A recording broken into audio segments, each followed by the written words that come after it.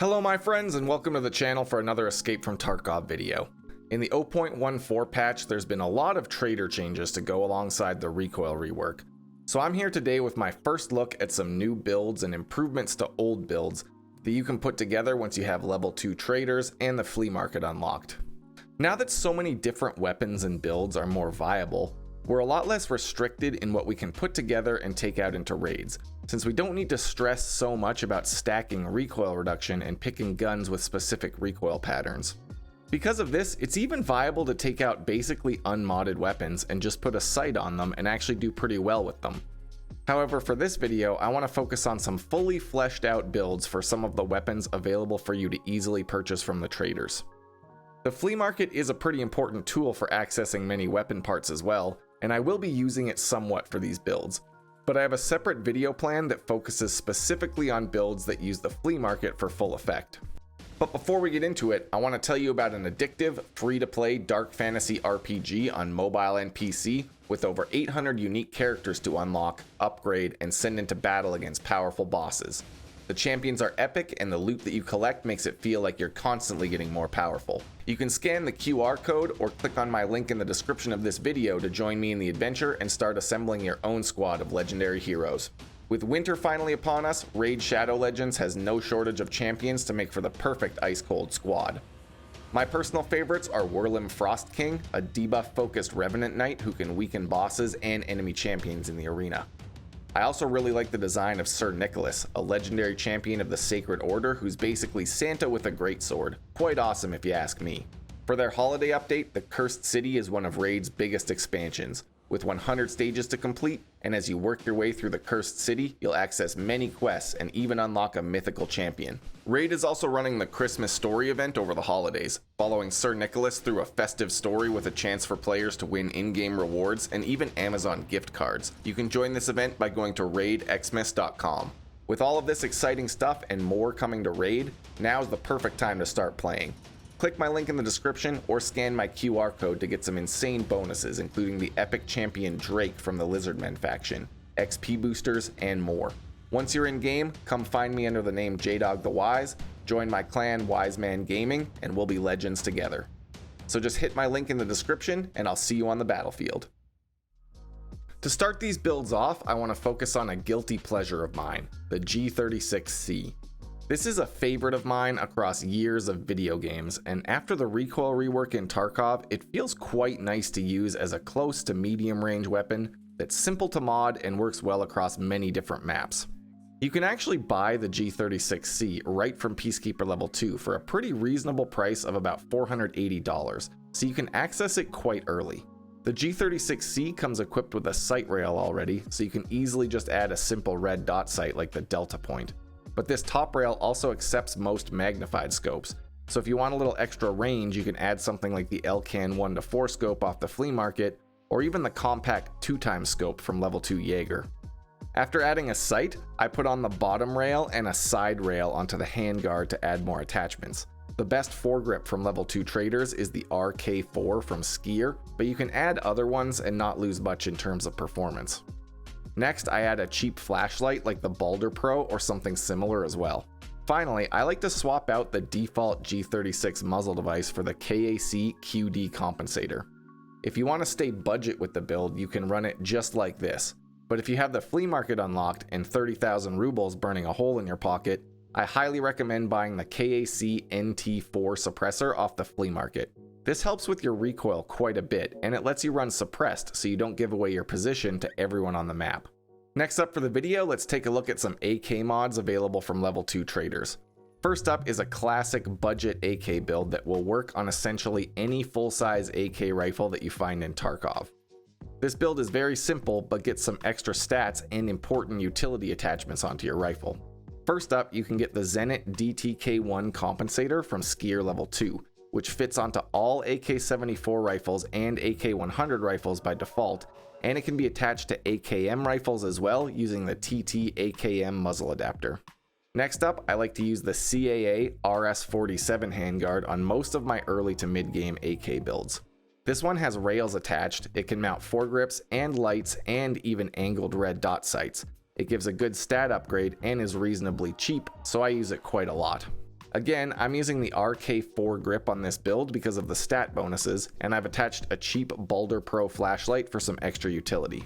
Next, I swap out the dust cover for the Bastion dust cover to add a sight rail, and on this simple build, I tend to use the Cobra reflex sight from Jaeger or Proper just to keep the cost down. Plus, I honestly find it easy to aim with.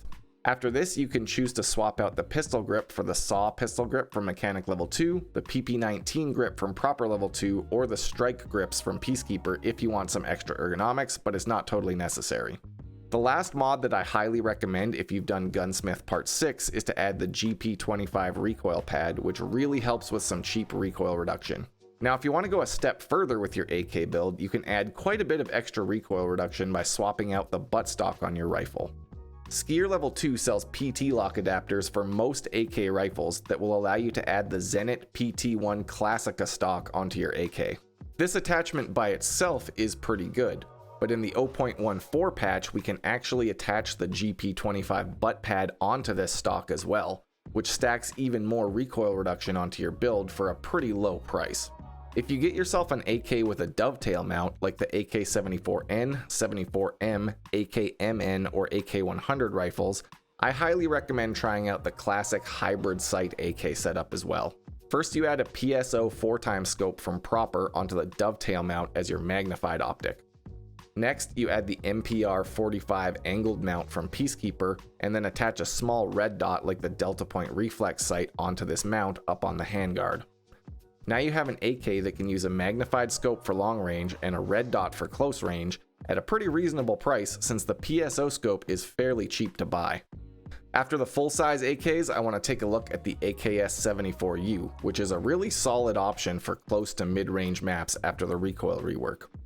This is a favorite of mine from a visual standpoint, and I just really love any opportunity to use the 74U and bring out my inner Spetsnaz.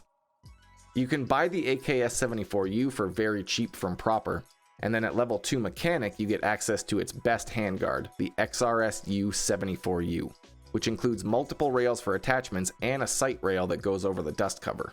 I add the RK4 grip and a flashlight onto this handguard, and I also add the DTK1 compensator onto this build as well. For a sight, I tend to stick with the Cobra reflex sight, but there's plenty of other sights available at level 2 traders that you can try out as well, and see what fits your preference. For the final parts, I always add the GP25 recoil pad after I get it unlocked for some cheap recoil reduction, and I tend to swap out the pistol grip for something cheap like the PP19 pistol grip as well. Finally, you can also add the PT lock adapter, a PT1 stock, and the GP25 recoil pad onto the AKS-74U as well, just like the full-size AKs. This combo brings the recoil all the way down to 60 points, which is actually even better than some full-size AKs with the same build. Next up, I want to take a look at a simple M4 build using level 2 traders. Now unfortunately, my old favorite build for this level is gone because you can't buy the M4 receiver from Mechanic Level 2 to convert ADARs to full auto anymore. However, with the recoil rework, even a simple M4 build using a regular M4 and a suppressor is pretty nice to shoot and easy to set up. First up, you want to swap the front sight gas block out for either the RG block or the MK12 gas block, depending on which one you've unlocked from the Gunsmith quests. After this, you can grab the KAC RIS handguard from Peacekeeper Level 1, which gets you rails to add attachments. I've got the RK4 grip on here, as well as a Boulder Pro flashlight. But like I keep saying in all of these, after the recoil rework, you don't need to min-max your stats. So you can use other foregrips and stuff like that if you think it looks cooler and it won't ruin the build. Next, I swap out the buffer tube for the RTM ATP buffer tube at Skier Level 2, which reduces recoil by a bit and improves your ergonomics. On top of this, I add the Chris DS150 stock from Peacekeeper, which is much better than the normal M4 stock. For the muzzle device, just like the G36 earlier, I recommend adding the KAC QDC compensator, and then using the flea market to get the NT4 suppressor. This combo is pretty cheap and very useful on many different 5.56 rifles. Finally, you just need to add a sight. The M4 is very versatile, so you can add magnified scopes or red dots and both will be effective. In this example build, I'm using the Romeo 4 reflex sight from Peacekeeper because I love the look of this thing on M4s, but use whatever you find works best for you. To finish off this video, I just have 3 simple SMG builds that I want to rip through that take very little modding and get you compact suppressed weapons for the close range maps. First up, we have the UMP45, possibly the best SMG that you can make until you unlock the MP7 mags at mechanic level 3. This thing fires the powerful 45 ACP round, is pretty cheap to build, and easy to keep on target thanks to a slow fire rate. You can buy the UMP at Peacekeeper level 2, and you can also buy the OEM UMP suppressor at Peacekeeper level 2, which reduces recoil quite a bit and keeps the gun quiet. The UMP has rails on the handguard already, so you can easily add the RK4 grip and a flashlight. You can also add a red dot sight to the UMP without any extra modding, so pick your favorite cheap sight, slap it on the top rail, and you're off to a pretty good start. Next up, we have the MP5SD, which is sold by Peacekeeper level 2 for about $440. This thing is a classic among tactical games and movies, and after the recoil rework, it shoots real smooth, so you can easily land multiple body shots to crush armor, or headshots for the one tap. The MP5SD already has a suppressor, so really all you need to add is a sight and a light or a laser. To get a sight onto the MP5, you just need the MFI HK mount from Peacekeeper, and then you can add a red dot sight onto the top rail so you don't need to use the default iron sights. After this, you can grab the MP5SD tri-ring mount to add whatever light or laser you prefer onto the MP5, and that's it for the build. Finally, we have the PP19. This thing is basically a tiny AK, so you can use most of the parts you would put onto the AK builds that I mentioned earlier. This includes the CAA RS47 handguard, the same RK4 grip and Balder Pro flashlight. You can also add the GP25 recoil pad to the stock as well for some extra stats. The big difference here is I like to use a dovetail sight to save money on a dust cover, like the new one from Proper, which is actually quite nice. And for the muzzle device, you can pick up the Vityaz sound suppressor for a very cheap price from mechanic level 2 and suppress the PP19 to stay stealthy. Well, that covers it for this first look at some of the builds that I would recommend using from level 2 traders after you get them unlocked. This certainly doesn't cover all of the builds you can make because there are a ton of other options that I want to cover in future videos where I dive in deeper detail on individual setups. I hope these help you out on your journey through Tarkov, and let me know what you think of the selection at level 2 traders down in the comments. Thanks for checking out the video. I've got links to my Twitch stream and Discord server down below for anyone interested. And until next time, stay safe in Tarkov City.